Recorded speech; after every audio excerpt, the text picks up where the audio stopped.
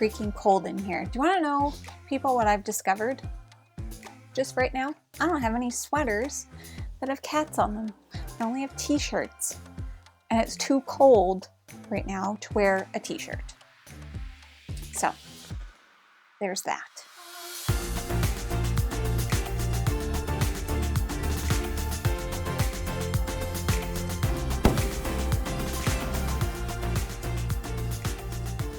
Hello everyone, welcome back to Foster the Meeple, a channel all about board games and cats. Basically is what this channel is about, not gonna lie to you. I am here today to do my top 10 cat games, games with cats, games featuring cats, cats play a role in these games, video. Okay, that's what we're doing. And I am doing this in honor of our monthly sponsor, The Scratching Post, which is half cat cafe, half board game cafe, 100% fully amazing. I mean, what's not to love about that? So today I'm going to be counting down my 10 favorite games that feature cats. But before we get started, I want to share a little walkthrough video of the Scratching Post. So I'm going to hand it over to the owner, Rebecca, who is going to give you a little tour of this amazing place. So check it out.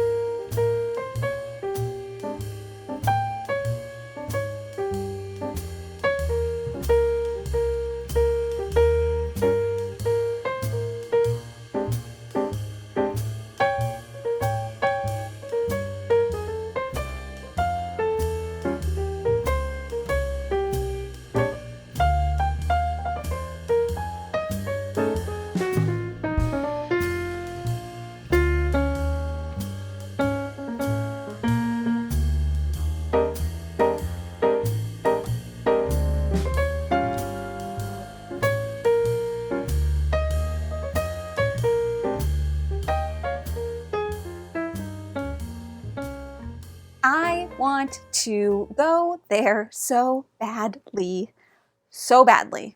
So all of the cats that are at the Scratching Post are adoptable. They come from different shelters. You can go there, you can pet cats, you can play games, you can have food, you can have a great time. If you want more information, it's all listed in the description below. So definitely go and check it out. But without further ado, let's dive into my top 10 favorite cat games. So I love cats. We have 3 cats. We have little baby. She's the eldest, the angel. She has no upper fangs anymore. They had to be removed. Now she walks around doing this. Very cute. Then we have our second born, Nandor, the relentless. Lives up to his name, Maine Coon, freaking massive, incredible cat. And we have our new tiny baby Nugget, and she has a nubby tail, and I love her so much, and she's so sweet. She's so cute. Anyways, those are our 3 cats. So now let's get into the list. Starting off, I do have some honorable mentions, and I do want to mention as well that not all of these games are like about cats, but cats are in them in some way, shape, or form, okay? So honorable mentions that didn't quite make the list, we have Taco Cat Goat Cheese Pizza. It's in the name. It's just a really fun card game that anybody can play, and it has a cat on it. There's also Cat in the Box, which is a trick-taking game, which I also think is great, featuring a cat. You can't see him. but he's up there. Okay, we have the cat.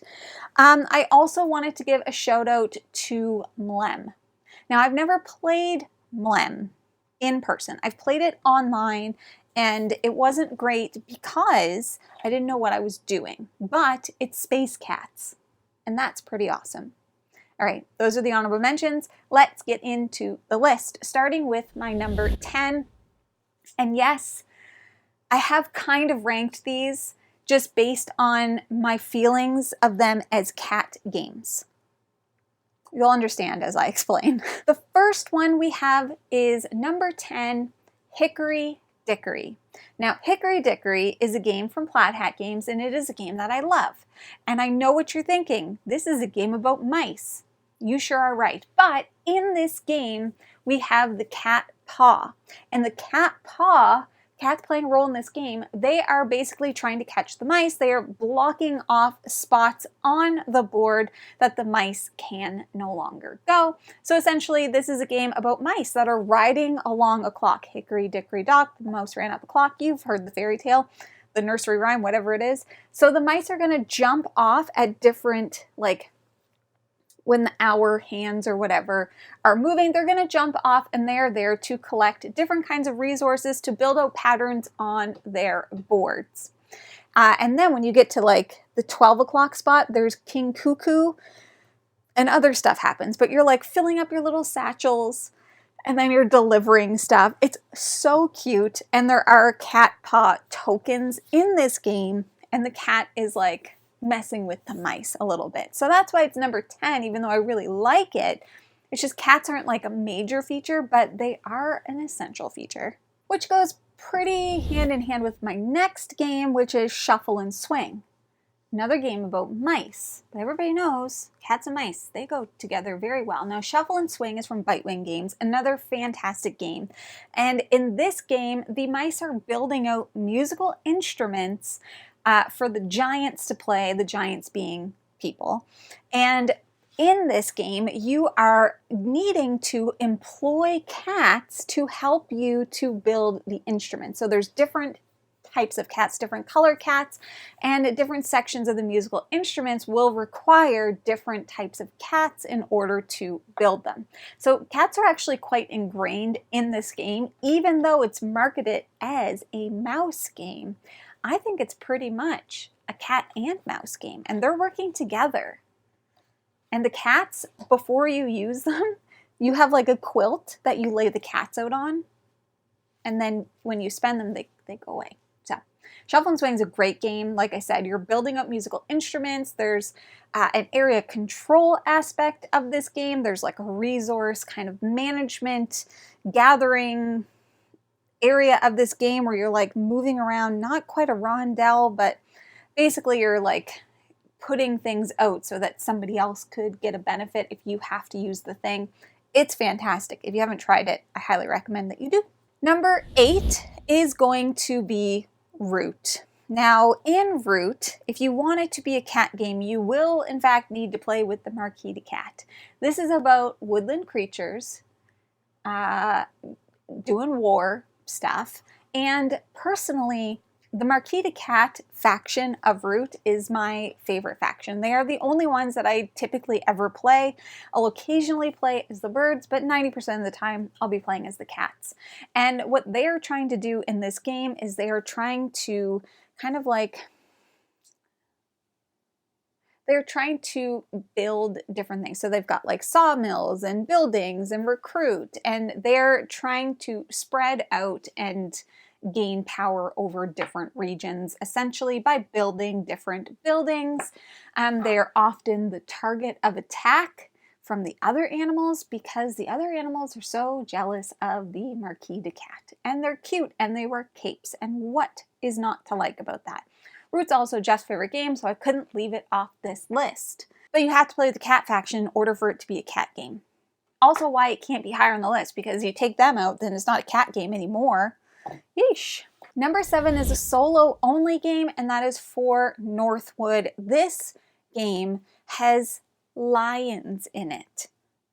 lions are big cats. Once again, if you don't play with the lions, it can't be a cat game, but For Northwood is an amazing game. Like I said, it's a solo only game, and it's a solo only trick taking game where you are trying to win over different fiefdoms to become your ally and to join your fief, and you're trying to get, yeah, like I said, allies and stuff by playing a trick taking game, but you're doing that solo, and one of the fiefdoms is ruled by the lions. And if you don't always play with them, but if you do, then it's a cat game. But if you don't, just like Root, it can't be a cat game. I'm pretty sure they're the only cats in the game. This is a great game featuring cats. It's so good. It's so hard to win, though. I love it. Number 6 is the one, the only Boop. This is like an essential cat game. This is a cat game. Like, there is no getting around how cat this game is. In Boop, you have kittens and they're laying out on a bed, and you're trying to put out your kittens and cats in order to boop other players' kittens and cats, hopefully off of the bed. The board is a bed.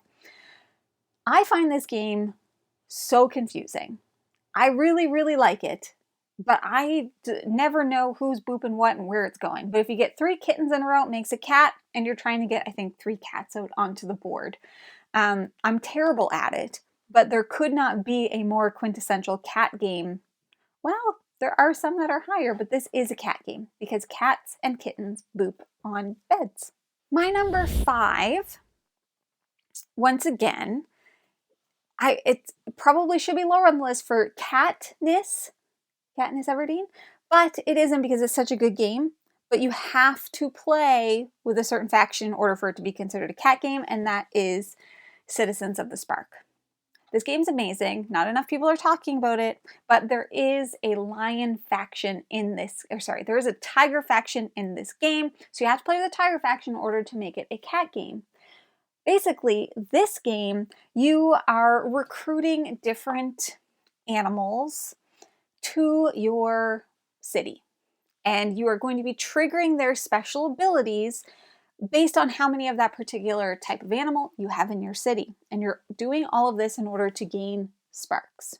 And whoever has the most sparks at the end of the game wins. This game is an insane amount of variability because there's so many different factions, but once again, you have to play with the tiger faction in order for it to be a cat game. I think that's the only cat in the game. There might be more.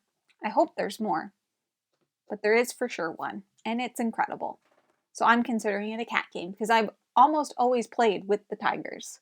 Another quintessential cat game that's all cats is the Isle of Cats, which is a game that I love. I've loved this game since we first got into the hobby. This is a polyomino tile placement game where you are placing out polyomino tile-shaped cats onto a boat. And you are doing that in order to cover up as much of the boat as you can. You're also trying to achieve different goals. You're trying to cover up rats because the rats lose you points. You're getting treasures to put out, and there's so many expansions. There's even a kittens and beasts expansion. Now you have kittens to put out. It's also a card drafting game, I will mention, because you're like, and you're passing around, and you have to pay fish to put cats out, which is a very cat thing to do. Then my number 3, also a little bit of a stretch because you need to play with a certain faction in order for it to be considered a cat game, but I don't know why you wouldn't use this faction, and that is Wonderland's War. The faction, of course, being the Cheshire Cat. Now, this game, the cat is on the cover, and so I consider it a cat game, and somebody's always got to play the Cheshire Cat because it's a great faction. The point is, this is kind of like an area control bag building battle game. Bag building battle game. Say that 5 times fast. Bag building battle game. In this, you are fighting over different regions of Wonderland. There is also a part of the game where you are going around the tea table at a tea party to collect different tokens or characters to put into your bag. And then when you get to the region battles, you are pulling from your bag, revealing to see what happens. It's a wonderful game. It is a Wonderlandful game. It's so good, but once again, in order for it to be a cat game, you have to play with a Cheshire Cat, and once again, I don't know why you wouldn't. My number 2 is going to be Knitting Circle. Knitting Circle is a new game set in the Calico world. Spoiler for what number 1 might be. Here's the thing. The player tokens in this game are cats. And everybody knows that knitting and cats go hand in hand. Now, you're knitting different garments, none of which a cat will wear, but they will sit and play with the yarn while you're knitting. And so that is why this is number 2. It's also just a great game.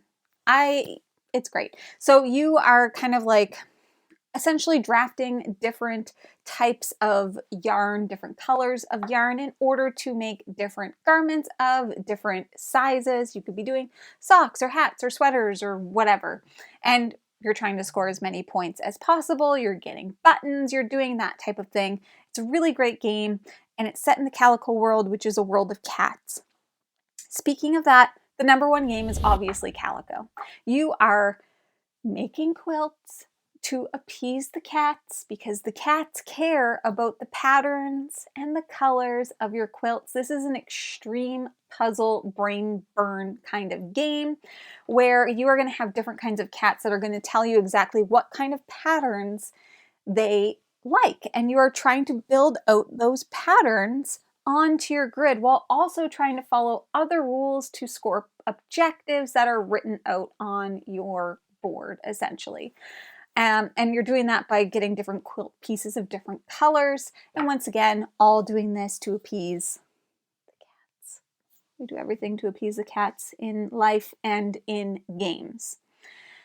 Those, my friends, are my top 10 favorite cat games. Please put in the comments below, what are some of your favorite cat games? I had to cut this list way down because there are a lot of games that have cats in them, whether they're the main feature or they're like just appear on the cover or something like that.